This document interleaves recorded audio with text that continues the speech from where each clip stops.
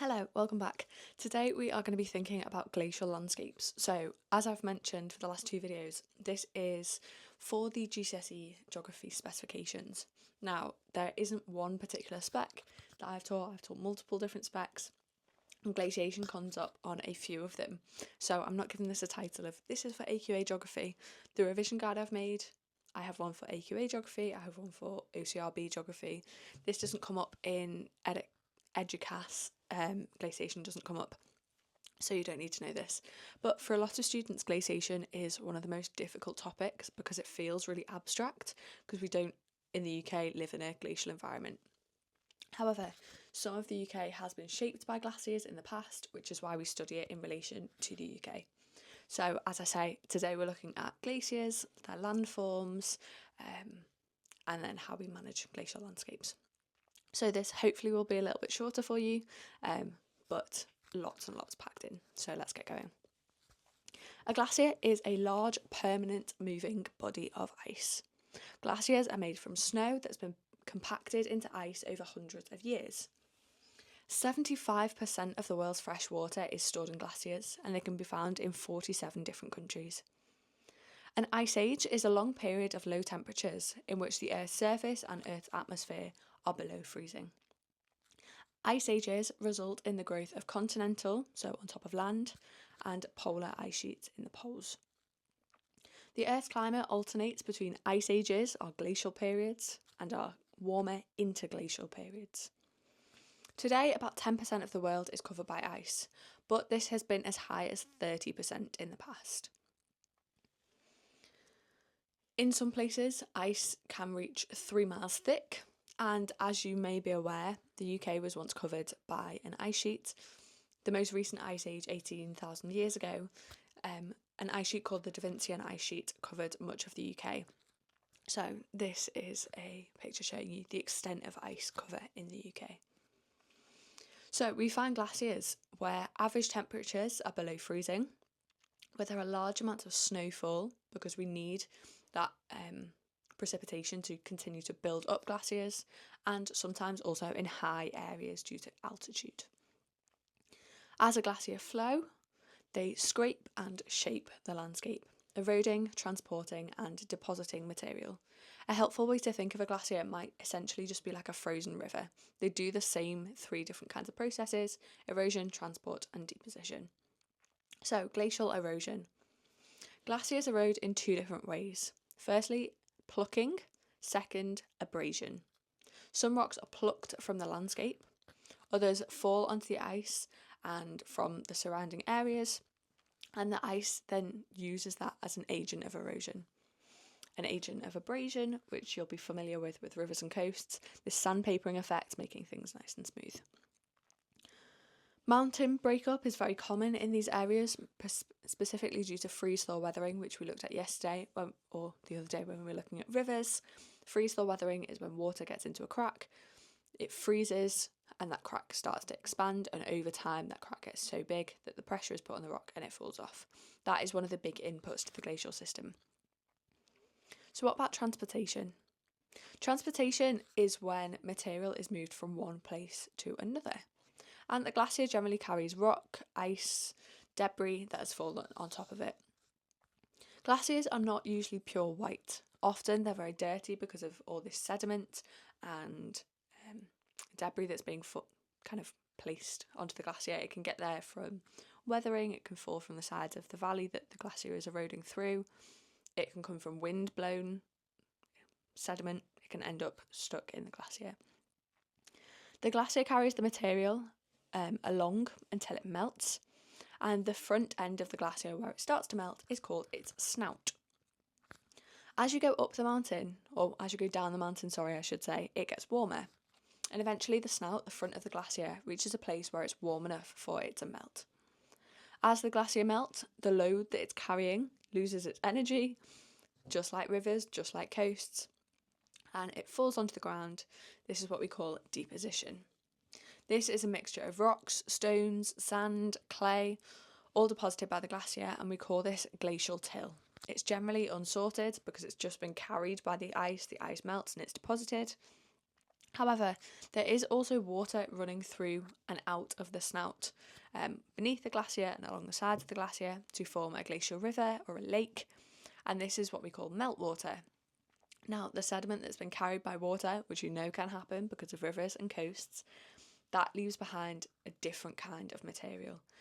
It causes formations such as eskers, and we can tell that because the rocks are much more rounded. They've been moulded and shaped by processes of attrition rather than this unsorted glacial till that we find from deposition. The meltwater carries some of this glacial load until it is deposited, as I say, and the area in front of the glacier where this material is deposited by the meltwater is called an outwash plain. So let's think about some glacial landforms. We'll start from the top and work our way down. So up in the top of the glaciers, if you want to call it the upper course of the glacier, linking it back to rivers, we have corries. These are steep-sided circular hollows in the side of a mountain, often containing a deep lake.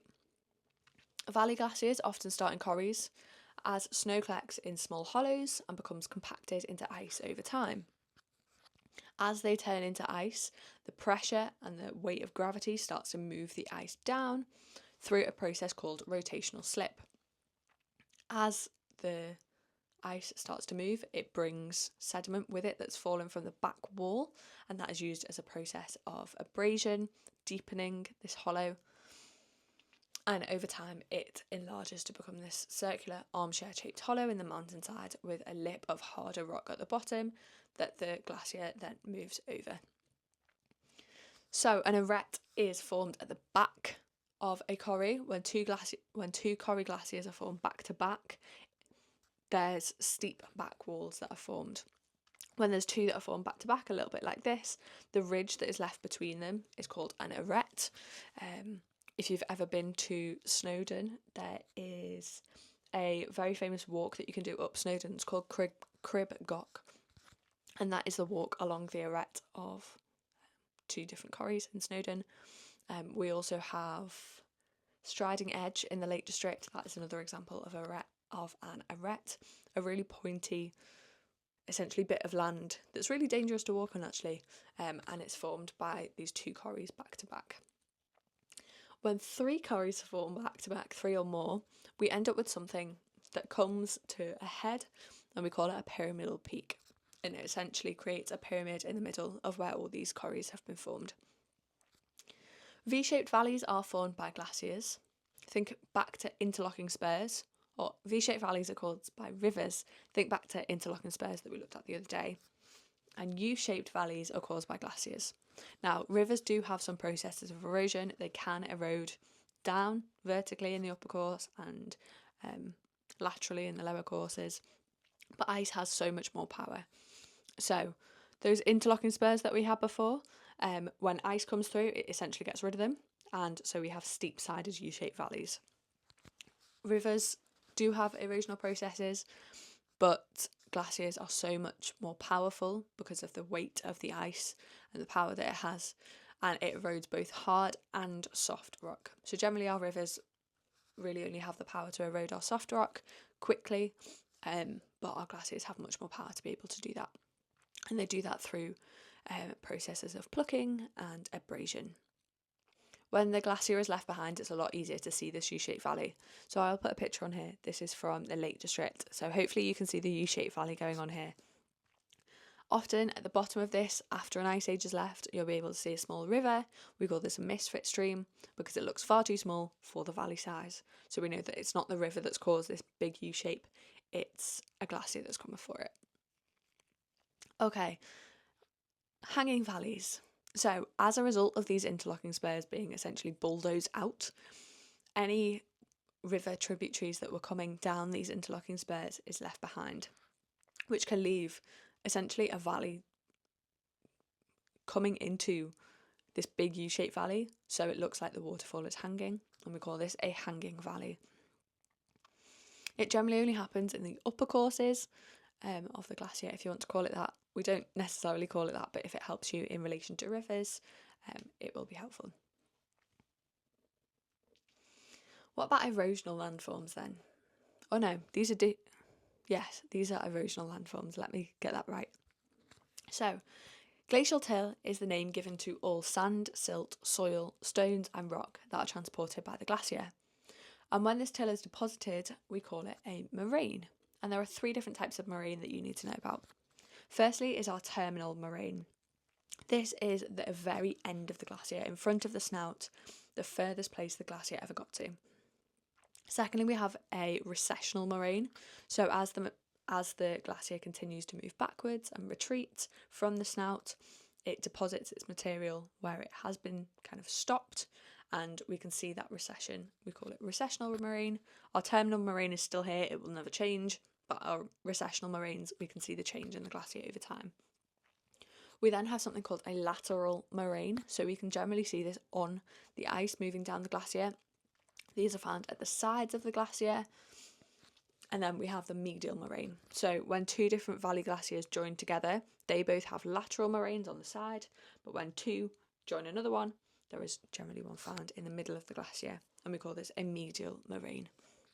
So it's literally a moraine in the middle, full of sandstones, soil, rocks, in the middle of the glacier. It's quite obvious to see. Next we have drumlins. So a hill is made of glacial till that is deposited by a moving glacier. Over time, as the ice continues to move over this, ice freezes to the more tapered end because the speed of the glacier is then moving slower and often kind of sticks to it. So as the ice continues to move, this hill that has been formed is being pulled and pulled and pulled. Now, the hill doesn't move, but certain rocks do, and we call that process plucking. Now, we have something called an erratic. Clue's kind of in the name. It's essentially a big piece of rock that has ended up falling onto the glacier from somewhere further up in the glacier. And then when the ice starts to melt, that big piece of rock gets deposited somewhere else, and it doesn't match the landscape that it's in. So the rock itself can be from somewhere completely different, and therefore it doesn't match the surrounding rock, and it looks quite out of place, it looks quite erratic, and so we call it a glacial erratic. They are generally fairly angular because they've probably fallen as a result of some weathering process, and they're not carried by meltwater, they're physically carried by the ice, a bit like a conveyor belt, and they end up wherever the glacier decides to deposit them, essentially. So let's think about some opportunities, economic opportunities in these glaciated areas. So glaciated areas can be used for a variety of things, one of which is tourism. So if you think about the Alps in France, tourism brings a lot of skiers to the Alps. Antarctica, also much further down south, also has plenty of visitors who come to experience this wilderness and this really fragile ecosystem that humans don't live on, some animals have adapted to. This is a glaciated area. Now, even here in the UK, in the Lake District and in Snowdonia and the Scottish Highlands, people go to visit these areas, one, because of the natural beauty, but also because of the ways that we've adapted these landscapes to fit our desires and needs to be able to access these landscapes as well. These landscapes also can provide us energy. So in Iceland, the geothermal heat that comes from glaciation, comes from tectonics, but is also in a glaciated area. Creates pools of water in a cold environment, which many tourists enjoy. You have probably heard of the Blue Lagoon. This is an example of a geothermal lake. So in this cold environment, we have been able to capitalise on the fact that it's a really tectonically active location, and we are able to heat water through pumping it down into the ground, warm it up through the movement of magma beneath the surface, and then create these geothermal lakes. In Iceland as well, many of the homes there are also heated by this geothermal energy too.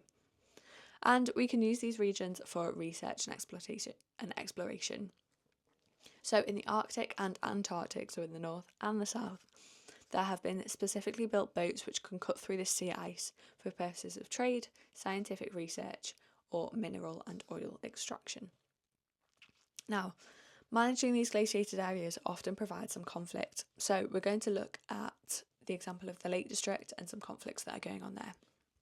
So, quarrying for rocks such as limestone, slate and granite has high economic value, but it can lead to Pollution of land and rivers if it's done wrong, and it can also spoil the landscape.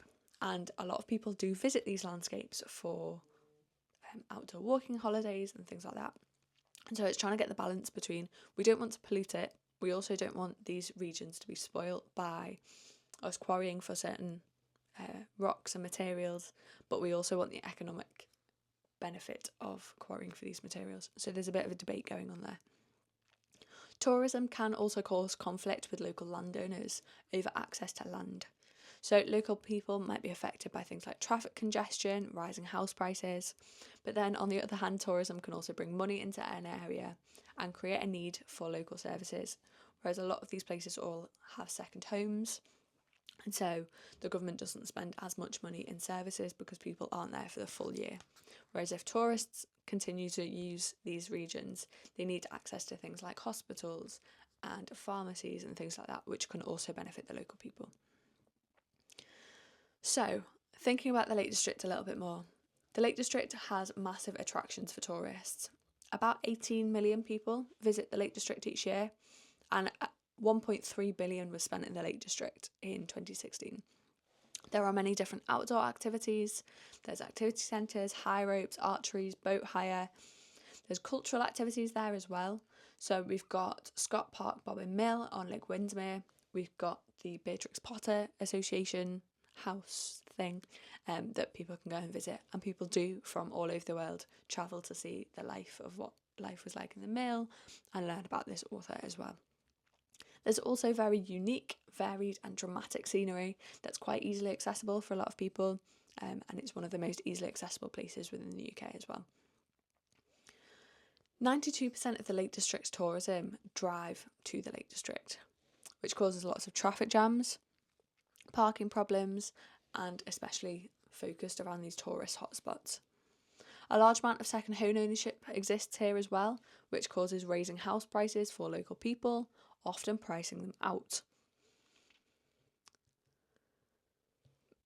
Many businesses also try to cater more to tourists than to locals because they are focused on getting tourists money because there's so many of them every year. For example, 40% of businesses in Ambleside, which is a small town on Lake Windermere, are cafes and restaurants because that's what tourists are looking for when they come to visit. And there is also a problem of overdependence on tourism for jobs, and therefore a lack of diversity in employment, resulting in low wages for a lot of people here. Some of the negative impacts of tourism on our environment then. There are lots of boat users on Lake Windermere, which creates noise, pollution, litter problems, and can disrupt local wildlife. And some walkers venture off paths. We call this a desire footpath, often resulting in something called soil erosion and footpath erosion, which is damaging the local environment and the habitats of these animals. So how do we manage this? For example, there are footpaths at Crinkle Crags, which have been replaced with harder surfaces. The aim is that a durable path will contain walkers to a more narrow area and provide a reduced amount of footpath erosion. We have travel schemes, such as Go Lakes, to provide cheap and regular buses to encourage tourists to travel around the Lake District by public transport. And it has also been introduced to encourage affordable housing schemes, which have provided an opportunity for locals to buy their own home. In 2013, a shared ownership scheme in Keswick built 11,000 new homes specifically for local people as well. So that is, I thought it'd be shorter than that, but it's obviously not. A recap of glaciated landscapes. I will leave 5 videos that I've already done on this in the comments that go into a little bit more detail. As I say, this is like a revision overview rather than kind of teaching you the content, but I will leave that in the comments for you if you will find that helpful. Please do share it with someone you think would find it helpful, and if you would like to pick up the revision guide, I will leave it down in the comments. It just looks like this. This is what I'm using to kind of cover everything with you. So I hope you've enjoyed. I will see you in the future. Bye.